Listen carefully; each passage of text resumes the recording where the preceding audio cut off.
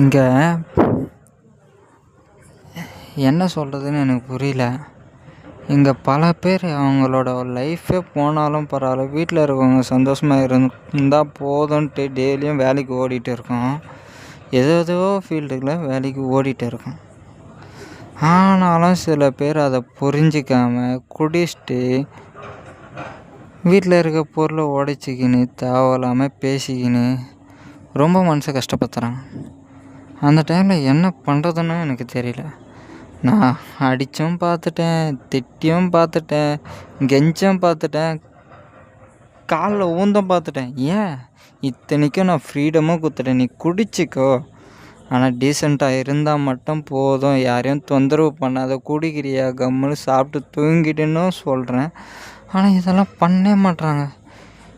எனக்கு சத்தியமாக புரியல, என்ன பண்ணுறதுன்னே எனக்கு புரியல. ரொம்ப வேதனையாக இருக்குது.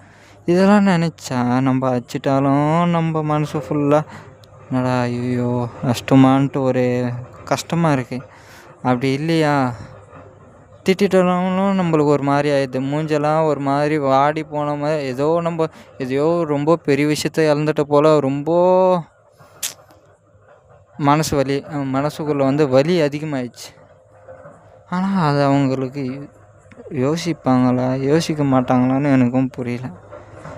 வீட்டில் இருக்கவங்களும் ஒன்றும் சொல்ல முடியாது. வீட்டில் இருக்கவங்களும் ரொம்ப பாவம். அவங்க லைஃப்பை ஃபுல்லாகவே இவங்களுக்காக அர்ப்பணிச்சுட்டு அவங்கள சந்தோஷம் எதையும் பார்த்துருக்கவும் மாட்டாங்க.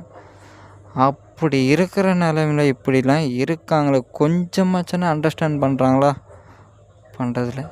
இவ்வளோ வலியும் தாங்கிக்கின்னு எனக்கு கடைசியில் இப்போ இருக்கிற நிலைமையில் எனக்கு என்ன தோணுதுன்னா, இப்பயே அவங்க இறந்துட்டாங்கன்னா கூட நல்லாயிருக்கும்னு தான் தோணுது.